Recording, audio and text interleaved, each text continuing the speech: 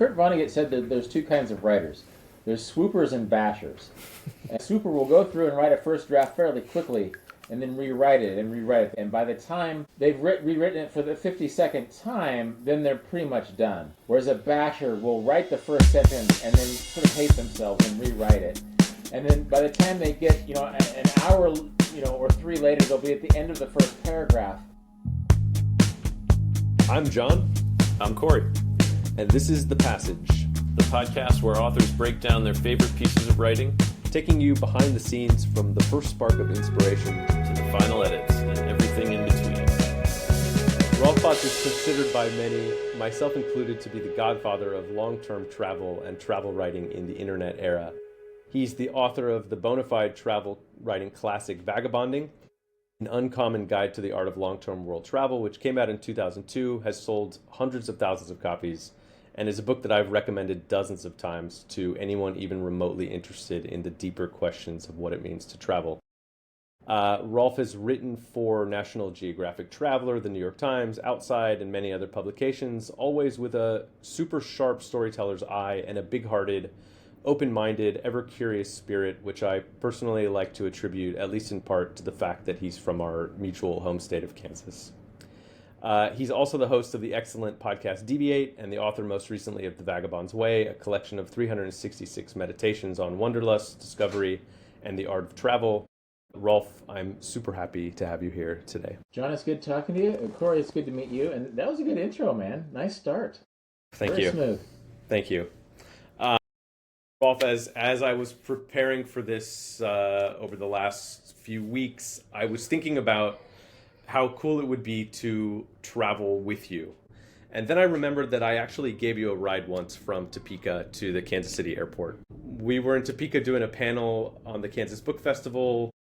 You were catching a flight back to London, I think, where you had flown in from the day before, or like 2 days before. You were doing a super fast turnaround. Driving from Topeka to North Kansas City, it's not the Trans-Siberian, it's not hacking through the jungles of Papua New Guinea.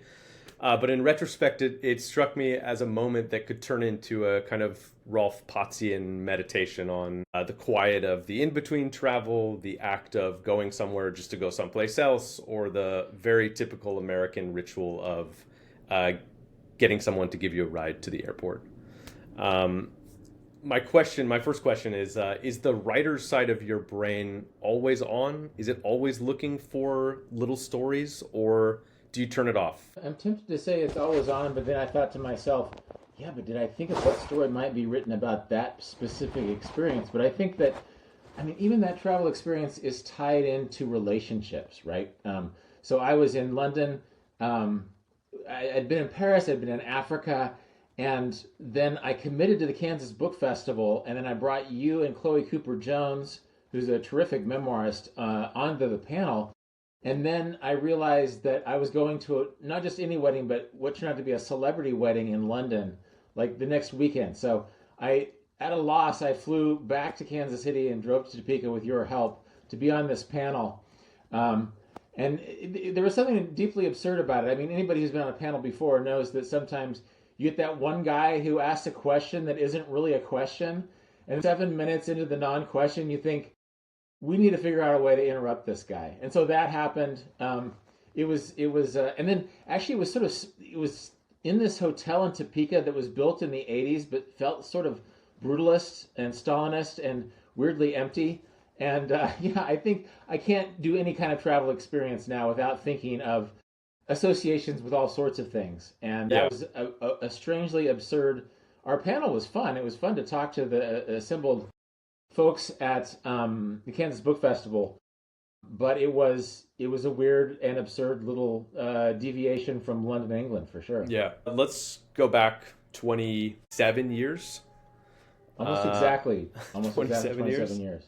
Can you kind of set up the passage that you're going to read for us? I was at the very beginning of my travel writing career. I had a few bylines in Salon.com, which at the time sort of saw itself as the aspiring New Yorker of the dial-up internet era.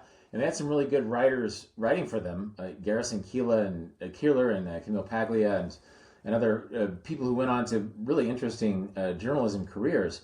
And I was just lucky to be getting any bylines at all in the dial-up era. And they had a travel department called Salon Travel, and I had maybe 4 to 6 bylines for it. And I was in Thailand starting my big long-term travel vagabonding career, and I realized that they were shooting a Leonardo DiCaprio movie while I was there. And of course, Leonardo DiCaprio is now this Oscar-winning guy who's been around for a long time, but at the time he was sort of this teen sensation, and it was just in the wake of the popularity of Titanic. He was like the most popular human on the planet. It was like, in 2026, the comparison would probably be Taylor Swift. Like, people were obsessed with this guy. They couldn't stop talking about this guy. And he just happened to be shooting a movie that was based on a book that I just read that was about an activity, backpacking in Southeast Asia, that I was about to do. And so I thought, how can I write about this in a way that's interesting? And so it's almost like in the improv comedy, your first idea is not a good one. Your first idea is a cliche, your second one is not very good, and your third idea gets interesting. I'm not sure what my second idea was, but my first idea was, well, maybe I can go try to find a secret beach, where travelers might find themselves. But that just, like, already the tabloids were sort of obsessed about that idea, and it seemed very hard and unoriginal. And my third and best idea was, well, why don't I just invade not the most secretive beach in Southeast Asia, but the most obviously public beach in Southeast Asia, where this insanely famous movie star is shooting a movie about backpacking, which is what I'm beginning to do right now. And that led in this absurd is a word we've already used, this absurd process where I decided to try to invade the set of the movie, and I didn't really know how that was going to work. And then in writing about it, I quickly realized that not only would it be an exercise in a failure to achieve a certain mission, but it also sort of had a meta aspect of writing about the process of trying to write about a quest that was doomed, and what did that mean? And so, the opening section of that, I set the stakes in media res before going back in sort of a fake journal format for what ended up being Storming the Beach, which is a story that changed my career. Do you have it in front of you to read for us? I do, yeah. Storming the Beach, Day 6, January 22nd, 1999. Storming the Beach, Prelude. It's 3 o'clock in the morning, and Lobudi Beach is possibly the only stretch of sand on Pipidon Island that is completely deserted. The only buildings here are small, sagging, bamboo and thatched dwellings that probably house Thai fishermen before the onslaught of sun-starved Europeans and North Americans turned those fishermen into bellboys and t-shirt hawkers. The high tide line here yields a sodden crust of garbage, plastic water bottles, rubber sandals, cigarette butts, but this detritus is only evidence of the boaters, snorkelers, and sunburned masses who haunt other parts of the island. Devoid of dive shops, pineapple vendors, and running water, Lomudi is quiet and empty. I hear the rhythmic thump of a longtail boat somewhere in the darkness, and I realize that my moment is at hand. Gathering up a sealed plastic bag of supplies, I wade out into the shallow waters to meet the rickety wooden craft that will take me across a small stretch of the Andaman Sea to the forbidden shores of Phi Phi Don's sister island, a majestic, cliff-girded island called Phi Phi Lay. Phi Phi Lay Island is not forbidden because of ancient tribal rituals, secret nuclear tests, or hidden pirate treasure. Phi Phi Lay is forbidden because it is the current filming location of a Leonardo DiCaprio movie called The Beach. My sole mission on this dim night is to swim ashore and infiltrate the set. I am not a gossip journalist, a Leo-obsessed film nut, or a paparazzo. I am a backpacker. The primary motivation for my mission is not an obsession with Hollywood, but a vague yearning for adventure. I wish I could put this yearning into more precise terms, but I can't. All I can say is that adventure is hard to come by these days. I love that, Rolf. Yeah. And I can immediately understand what was so attractive about that hook to whoever your editor was. Yeah, it was Don George at Salon who ended up being my mentor. Wow. And it was an interesting time to be writing this kind of journalism, which is long-form journalism, because he was willing. The internet had this great non-page count approach, which was novel at the time. And if you wanted to write 8,000 words, which I think is how long Storming the Beach was, they just said, sure, we'll make it multiple links within an online story. And so it was a really fun time to be writing a sort of an inventive and strange story of this nature for the internet.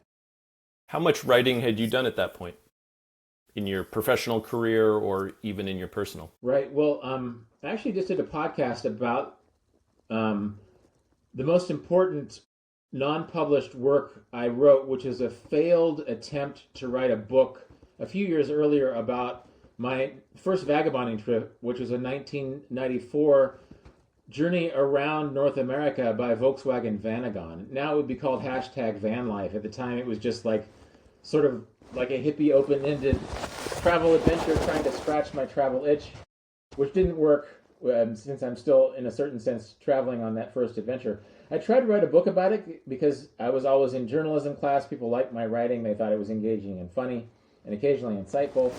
And I banged my head up against that book for 2 years before quitting. But it taught me everything I needed to know about travel writing, almost everything I needed to know. I needed some more travel and trial and error on the way, but including setting the hook, including writing a vivid opening section to an essay that set the stakes for the story and made people want to read more.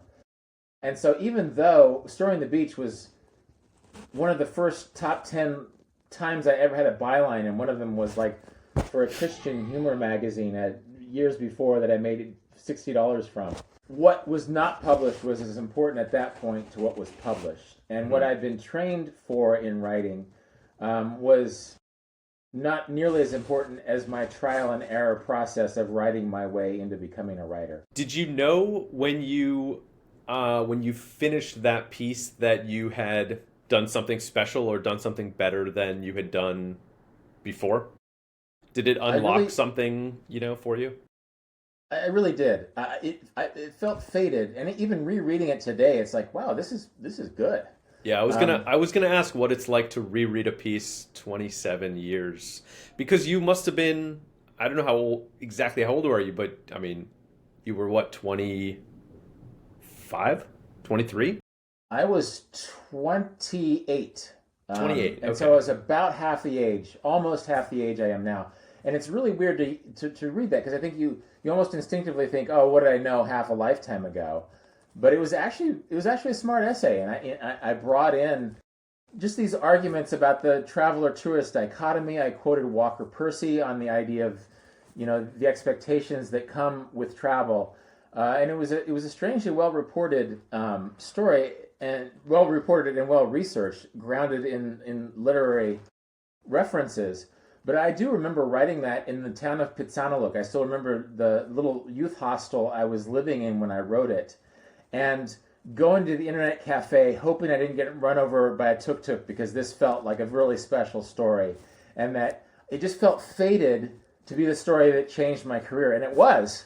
And so because that sort of strange superstition, I just thought this story is very important. I hope I don't die before I email it to my editor. But I succeeded, and it did change my career.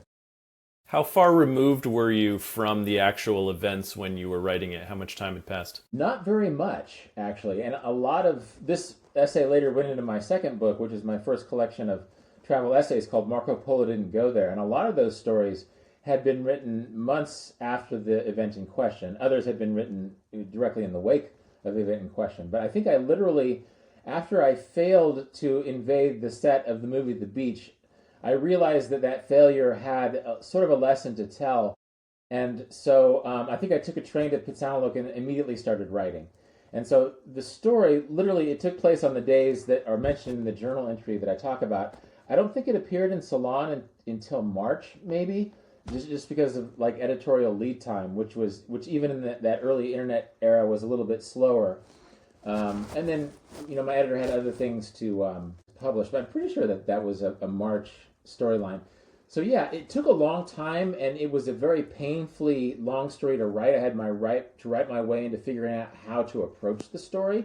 And it's a strangely direct narrative approach in that I am just saying it's sort of a fake diary where it's like day one, this happens. Day one, pithy subheadline, and then I talk about this. But that probably took at least a couple weeks. I wish I could probably go back to some journals and find out exactly how long I was in that little youth hostel.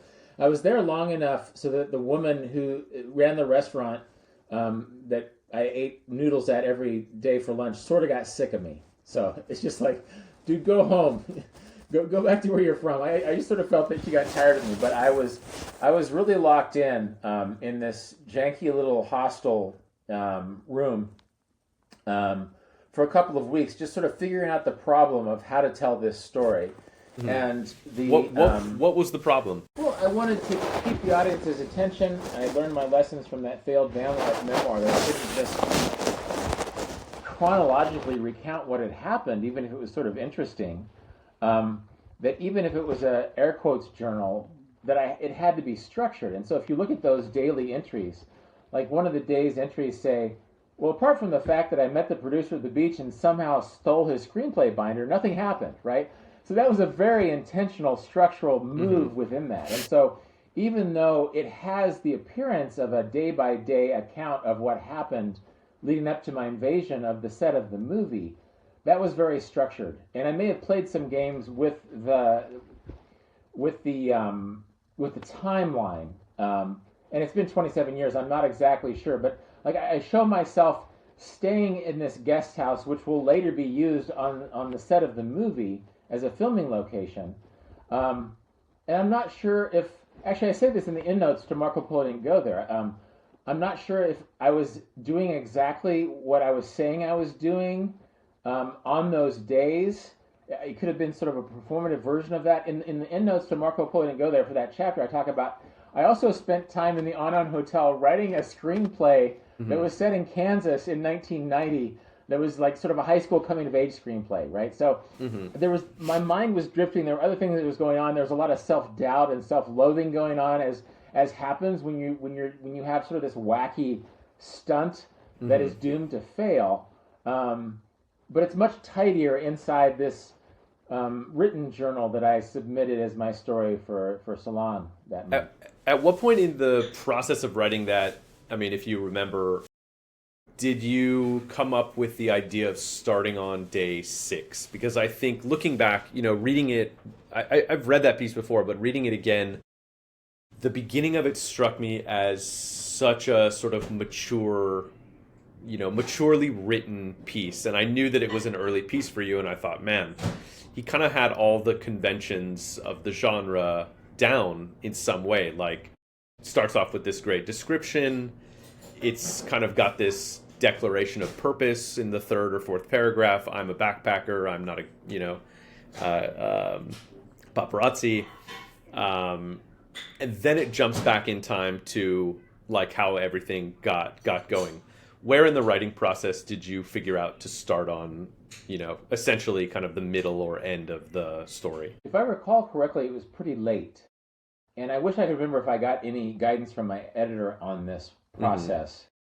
I think I did this independently of him. I just wrote the whole thing chronologically, but like the stakes, that little flash forward sets the stakes in a way that is nice and tidy. And I don't think that wasn't the first thing I wrote. I think that I wrote like day 6 was more complete, and then I realized that I had to steal certain aspects out of day 6 and make a fake teaser day 6 at the beginning that set the stakes of the essay. And this is when I teach writing now, it's still something I talk about, that you really need to let the reader know who you are, what the stakes are, why they should keep reading this. And so in a microcosm, it's sort of, I think I was resistant to initially putting that in the first draft because it sort of felt phony to sort of plant a fragment of day 6 into day 1. But eventually I realized that I just had to do that. I didn't have to abide by these chronological rules.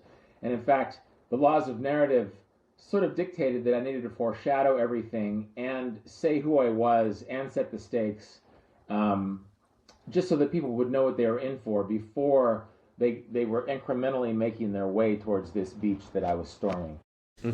Tell us about your writing process in general. It sounds, I'm getting the sense that there's a certain degree of when you're starting, it's just, okay, let's try to remember what happened on what day and sort of get a chronological timeline down, and then we'll see how it's going to shape itself into a piece. Is that how you're approaching most of your writing? Let's recall what happened, and then let's figure out how to shape it into a story that people are going to be engaged? Weirdly enough, that the chronology and like the event level of the story is usually pretty easy to remember. Like the what I did of it is like the action of the story is fairly easy to remember. It's the details and the themes that are harder to remember. And so, like for example, I use when I'm exploring the idea of travels versus tourists, I use this analogy that was introduced to me by a woman. I think she was American. About the hokey pokey, like is travel like tourists are like doing the hokey pokey? They're only sticking their toe in and taking it out, and then they're claiming that they've experienced this place.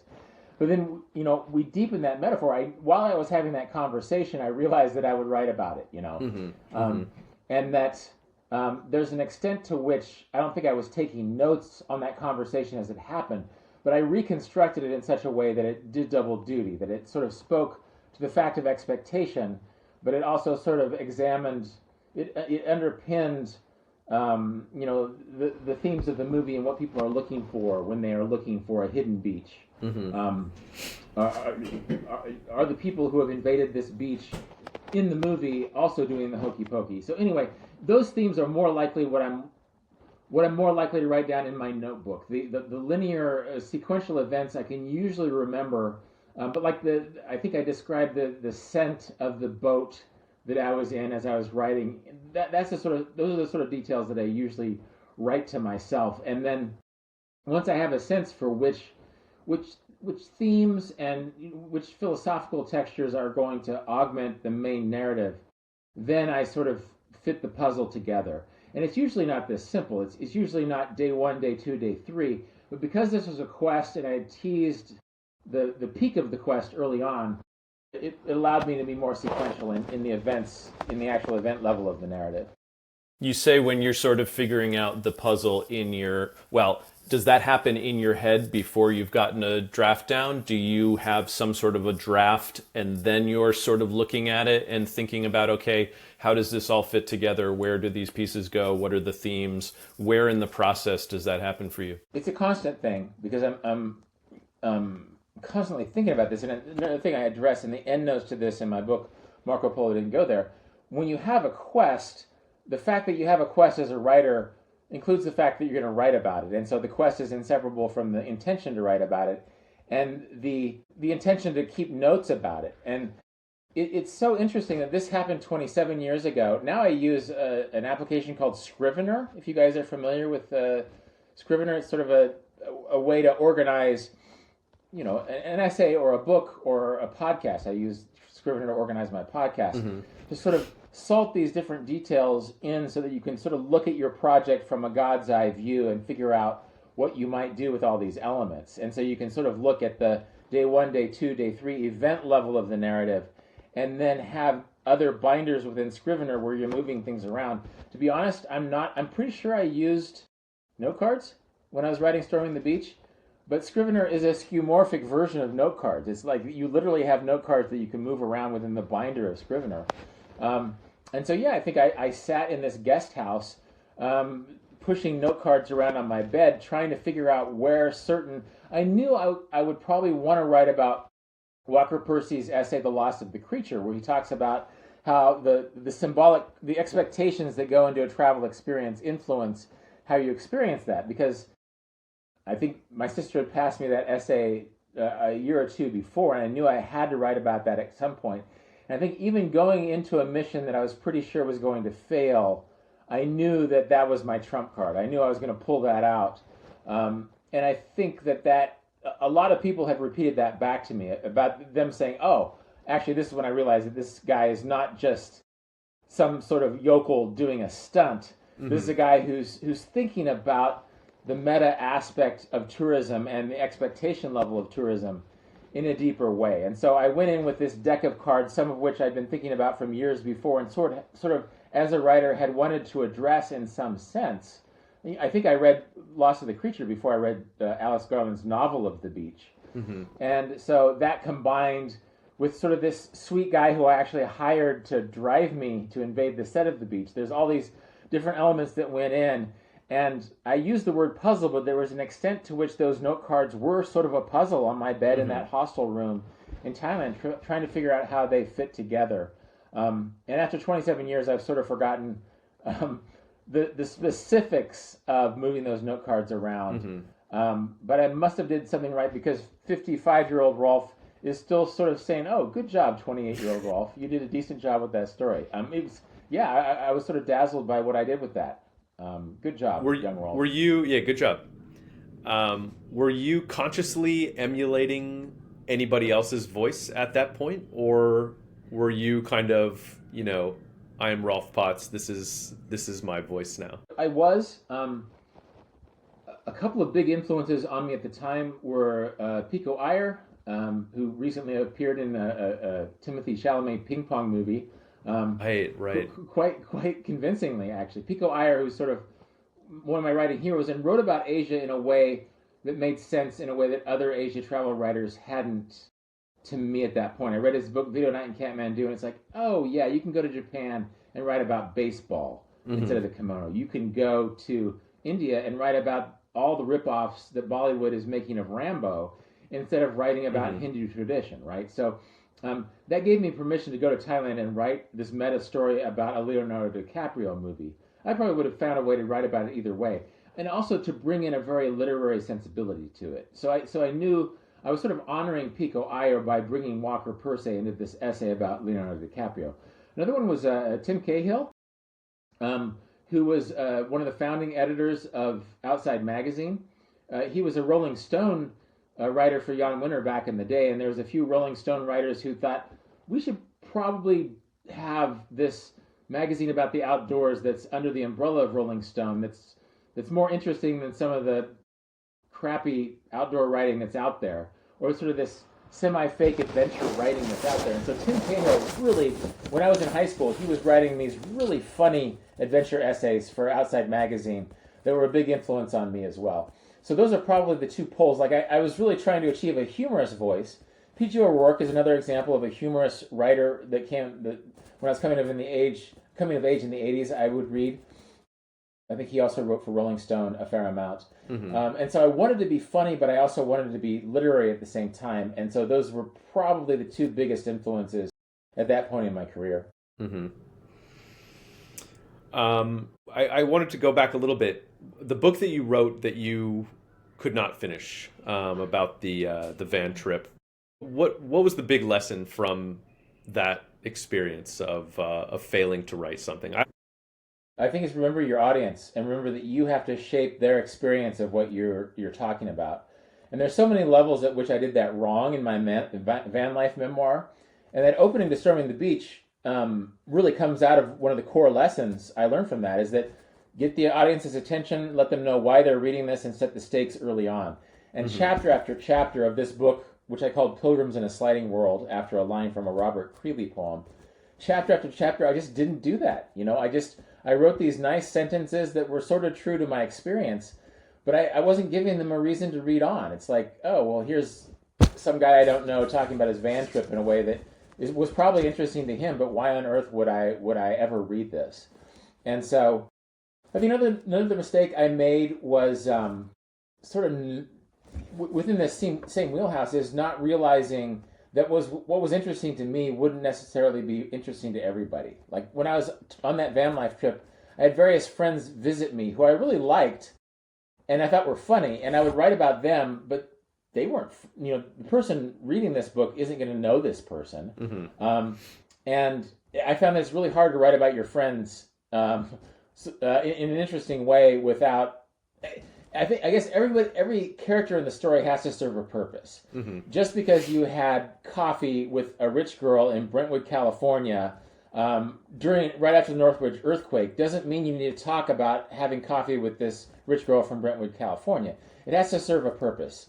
Just because it happened, it has to serve a narrative purpose. Everything you mention in the story has to serve the narrative, either thematically or through entertainment or just through keeping the reader engaged in the story.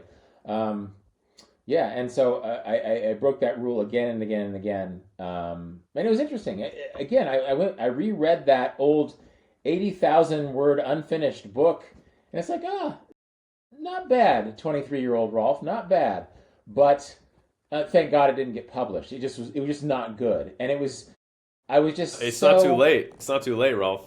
right. No, well, I did a podcast about it where I sort of unpacked why. It was sort of an 8-chapter podcast about why it didn't work at so many levels. And it's like writing about friends is hard to do. Writing about yourself is hard to do. Writing about places is hard. Some of my place writing was pretty decent in that book, but there were just so many things that I didn't do right because I hadn't thought about them carefully enough. And so I made all those mistakes in that unpublished book, so I didn't have to make them later. It's a pretty common occurrence for authors to have trunk novels. Have you ever heard them called that? Yeah. How much of Storming the Beach did you get right the first time, and how much of it developed in later drafts? Did this go through a heavy revision process? Was it basically with light edits after what you had originally written? Well, Kurt Vonnegut said that there's two kinds of writers. There's swoopers and bashers. And a swooper will go through and write a first draft fairly quickly and then rewrite it and rewrite it. They'll swoop in and rewrite it and rewrite it and rewrite it. And by the time they've rewritten it for the 52nd time, then they're pretty much done. Whereas a basher will write the first sentence and then sort of hate themselves and rewrite it. And then by the time they get, an hour, or 3 later, they'll be at the end of the first paragraph. And then they'll rewrite that first paragraph, 70 more times. And they'll start writing the second paragraph. I'm very much a basher. And so when I wrote the last word of Storming the Beach, I was probably just excited that I finally had 8,000 words that I was happy with.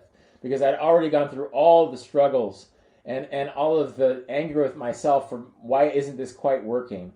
And I'm sure that by the time I got it to my editor, we went through some more drafts.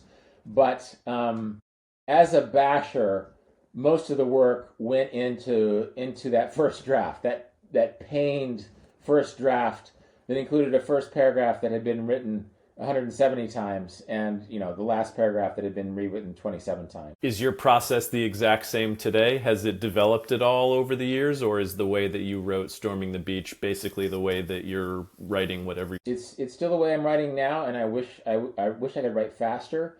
I've toyed with the idea of letting AI be my swooper, like telling AI to do a swoop draft.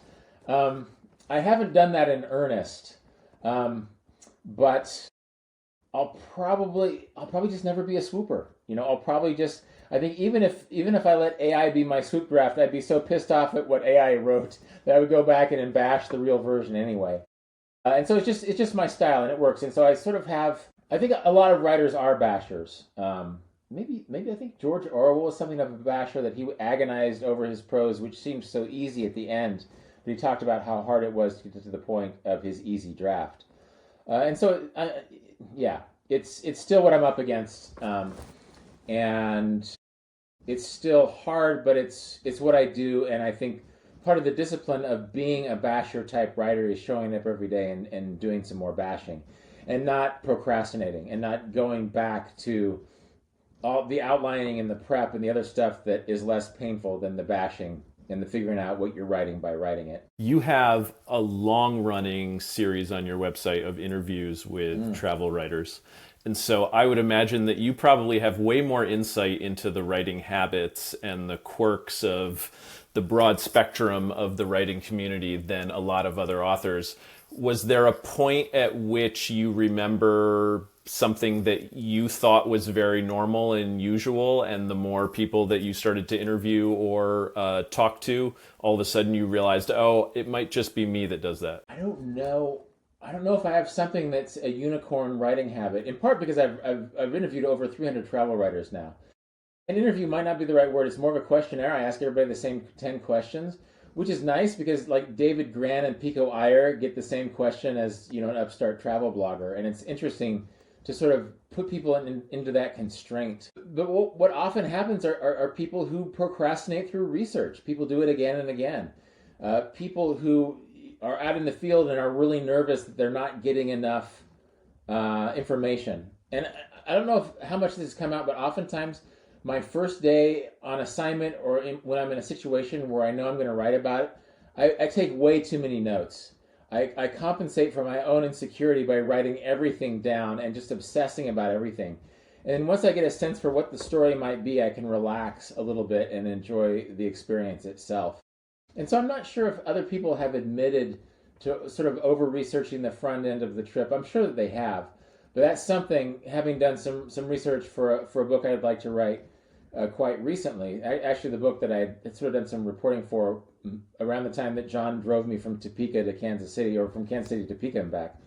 I was in that situation where my notebook was just way overfilled early on. And then once I got more confidence in the narrative that was going to reveal itself, then I could relax a little bit and let the story and sort of follow what was clear to me the story was going to be. Those 300 questionnaires, interviews that you've done, is there a piece of advice or insight into the writing process that sticks out to you that you'll always remember? That's a good question.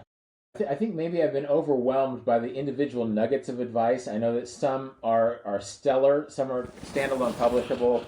Pico Iyer, of course, Kate Harris, other people have just really put some amazing thought into those Q&As. But yeah, I don't know if there's one bon mot. I should probably, again, going back to AI, I look at those 300 plus interviews and I think, how am I ever going to make sense of all of these? Should I set AI loose on this?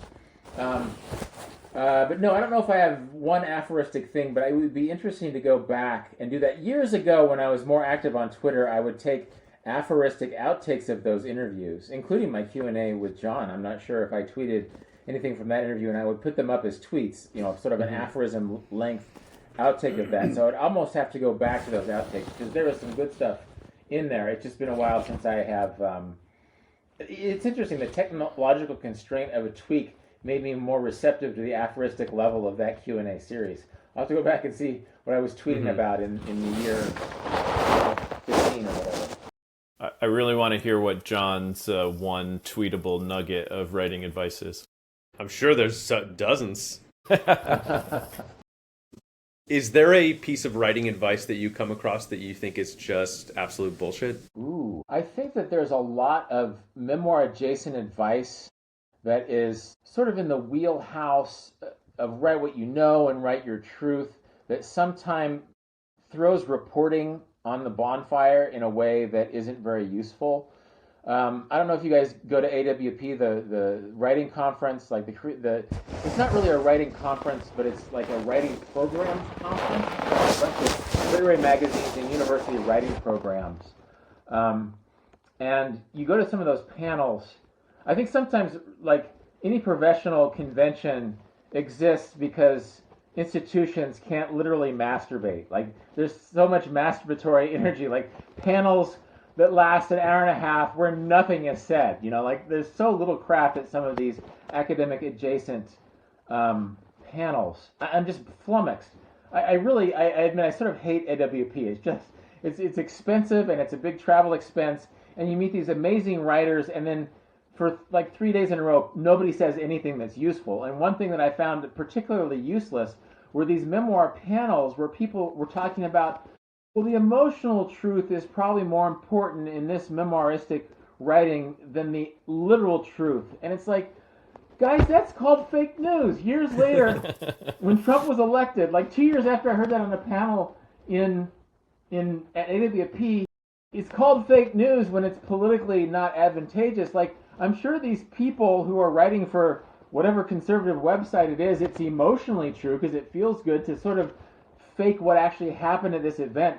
But if we're sensitive, progressive memoirists, we can write emotional truth. It's like, let's be more beholden to what actually happened, and let's do the hard work, the constraint of what happened. And I can understand conflating certain things, and I'm certain I broke some journalistic rules in Storming the Beach. I did some journalistic cheating in Storming the Beach that wouldn't have passed the standards of the New York Times news desk. Like what? I think like that timeline, like when I'm like that conversation I had about the hokey pokey, like I'm not sure if that entire if that conversation happened that day with those characters. That conversation could have happened at another time before Storming the Beach happened, but it just was too good of a conversation, and it happened with backpackers, that I may as well put those backpackers on Phi Don Beach, or Phi Lay, whichever Koh Phi island it was. I'm going to transpose that real conversation that happened into a timeline that made it fit the structure of the story that I wrote. Mm-hmm. And I write about this in the endnotes to Marco Polo Didn't Go There. Like, I talk about hailing a cat after I accidentally steal Andrew McDonald's screenplay binder. I talk about hailing a motorcycle taxi home. Well, actually, I didn't.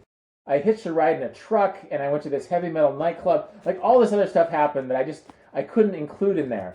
Although I think, so I was fudging certain details of that by omission and by maybe moving certain conversations into the timeline of the story. But it wasn't sort of an emotional truth situation. Although I'm sure there was some emotional truth in that too. Like the angst, like sort of concentrating that tourist versus traveler's angst, that sort of Walker Percy's self-consciousness in the symbolic complex of a tourist experience. I'm sure that there was some fudging that was shoehorned into that to a certain extent, where sort of the theme, it wasn't emotional truth, but it was thematic truth, that I was sort of throwing a lot of thematic themes and literal conversations into a timeline that may have not been literally true, if that makes sense.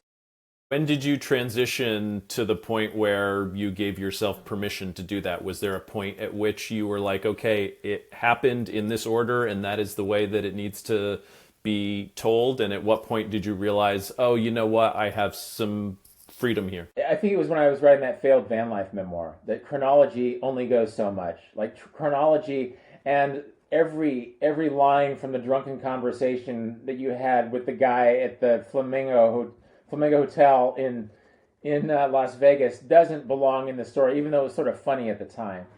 And so I realized that storytelling, I realized that the craft of storytelling is not the same as the craft of reporting, even though I'm kind of arguing for reporting here. And I say this to my students when I teach writing. If you see a bar fight, you don't go home and tell your roommates chronologically, I went to the bar, but I had to take a leak, so I went to the bathroom, and the urinal cakes were sort of a strange color. They weren't really pink or blue. They were sort of orange. No, you tell them what happened. You tell them the highlights, and then you go back and you tell the story leading up to it.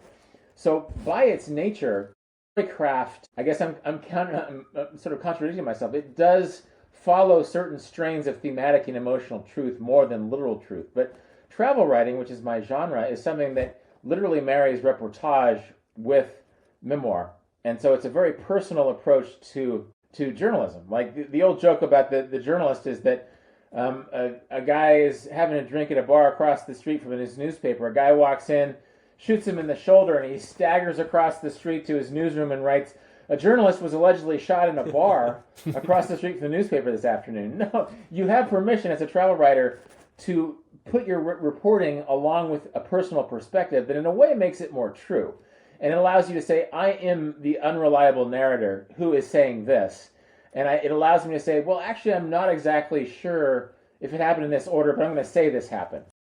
Like, as long as you let the reader know the limits of your own memory and the limits of your own reporting skills, it falls into the wheelhouse of nonfiction. And I think some memoirists who are falling back on emotional truth are writing about stuff that happened like 30 years ago. And so they're conflating events that might not be beholden to the rules of journalism. But again, emotional truth can take you in some weird directions if it suddenly gets into that Trumpian dictate that I just quoted. The facts. Yeah. Alternate facts, right? Rolf, how do you think about perfection? Do you think it's possible to get a perfect piece, or do you just at a certain point think it's good enough? Let's move on. Yeah, I think things are abandoned. I just did an interview about Chuck Klosterman's book Football. I don't know if you guys follow Chuck Klosterman, but he's one of my favorite nonfiction writers. Every time he writes a book, it's like, God, I wish I had written that. I'm glad I never became a pop culture journalist, but it was something that I really, really enjoyed. And so, so I've read a ton of Chuck Klosterman. I just did a podcast about his book Football. But he's said that he doesn't like to reread stuff he's written before because he keeps thinking of things that he could tweak, you know. And I forget which writer said that the works of art are not finished so much as abandoned. And I agree with that to a certain extent, but it's been so enjoyable to revisit Storming the Beach after 27 years. And if there's a nugget of perfection in my holster, it could be something like that. Or even my first book, Vagabonding, which, even if I could take issue, and I've done some revisions. I've done 2, not new editions, but sort of revised editions of Vagabond over the year. But I still have 23-year-olds who come up and say, you know, this book, I'm really excited about this book. Or 62-year-olds who say this book changed my life. Or 47-year-olds who said, I met my husband on this trip after reading your book. And so even though I wouldn't call Vagabonding perfect, it's one of those projects from early in my career that's perfect enough because I can revisit it and think, good job, Rolf. And I think the same with Storming the Beach. I reread that in preparation for this conversation. It's like, wow, I was a pretty good writer when I was 28 years old. Yeah. Rolf, I want to subject you to a rapid fire round for social media shareability, if we ever get that far in this project. But for those little tweetable aphorisms, right? Exactly. Tweetable aphorisms. God, there's a book title in there somewhere. Before we do that, I have one last question, and that's Rolf. If you could invite anybody, any writer, dead or alive, onto this podcast and learn more about their writing process, their craft, how they sort of approach writing, who would you most want to hear from and why? It would probably be George Orwell. Yeah, I mean, that's just who came to mind, and I've already mentioned him. And there's something remarkable about him. I actually, when I teach my writing classes, I bring in craft that he wrote about, politics in the English language, which is so relevant to the way we talk about politics. There's a lot of craft in there. There's a lot of how to write in there. And even though Orwell left us a lot of craft on the page, I would still like to corner him and just get as much podcast interview out of him as possible, because he's a guy who wrote well and wrote thoughtfully in a way that makes his writing feel timeless. Even some of his fiction, I mean, his Burmese Days is remarkable. It's fiction. It's sort of based on his experience as an imperial officer. His more famous nonfiction is Killing the Elephant, his famous essay about his time as an imperial officer. Anyway, yeah, we don't need to praise Orwell any more than we already have. It's a different podcast, yeah. Right, yeah. Let's do some rapid fire questions. All right. What's one aspect of writing that you think you're bad at? First drafts, writing itself, putting my ass in the chair and writing the first sentence. That's something.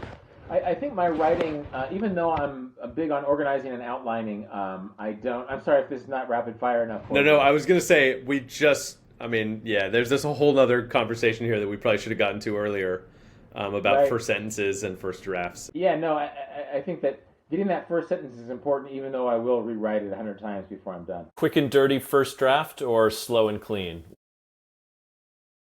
Clean for sure, yeah. External deadlines or internal pressure? I'm afraid to say external deadlines. I would love to be an internal pressure guy, but external deadlines make all the difference, and I need to find ways to get more of them, I think. Long sentences or short ones? Variations of both. This is what I teach my students, that sentences long and short, but I'm a long sentence guy with a lot of parentheticals.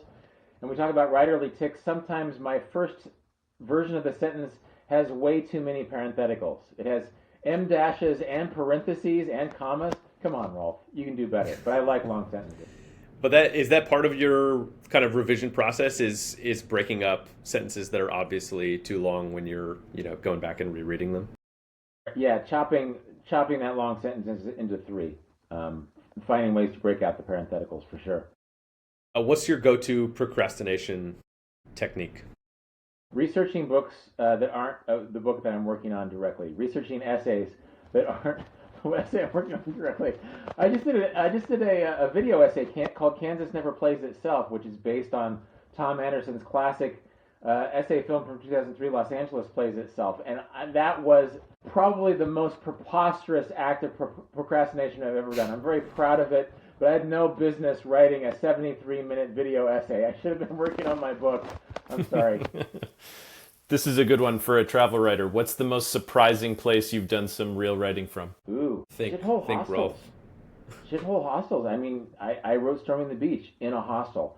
I had a little PDA. This is before smartphones. I wrote so many essays from Marco Polo Didn't Go There in something that was about the size of a smartphone, basically. And I would probably not. People write on their smartphone all the time. I wouldn't do that anymore. I might be more inclined to use audio notes. But yeah, little. It's funny. You're interviewing me from my beautiful office in Kansas, which did not exist a year ago. I'm so happy to have it. But it's amazing what good writing I've done in shitty rooms.